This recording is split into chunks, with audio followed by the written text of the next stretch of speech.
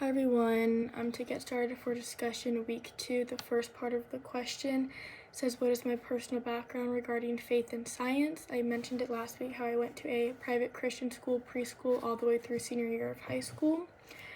But mainly through elementary, anytime I was in a science class or had a science project, we weren't taught the scientific view, we were just taught the faith-based view. And we weren't required to integrate both the scientific and faith-based perspectives.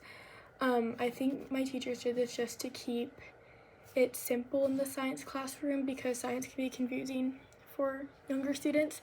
So just having like one view, the faith-based view, was their main goal for us in elementary school.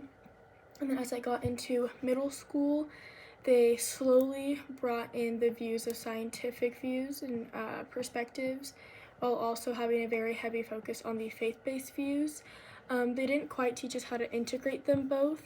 They just touched on scientific views, but still had a focus on faith-based views. And it wasn't until my high school years, it didn't matter if you were taking anatomy, biology, or physics, they taught you the scientific view, the faith-based view, and then they taught you how to integrate them together while also having your center view on being a faith-based view. Because I feel like sometimes when you integrate both of them, some mindsets can start to change and see it through a scientific lens, when as a Christian, and me personally, I choose to see it through a faith-based lens even when I'm integrating them.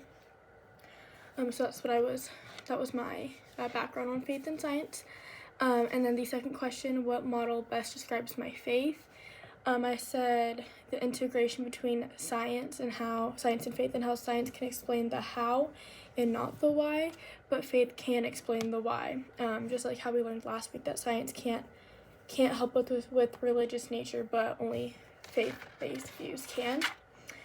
And then the third part of the first question was, what pre-existing thoughts did you have about the Big Bang Theory? To be honest, I just thought of like the TV show or whatever it is. But once I pause and think deeper about it, I just thought, mainly when I was younger, that it was just an explosion that perfectly placed everything into place. The stars, the moon, the sun, whatever, it was an explosion, now everything is where they're at. I didn't really know much about it until I really learned about it this week. But when I think about it deeper, the Big Bang Theory deeper, I realize that doesn't really make any sense. How can it just be, if that makes sense? So yeah.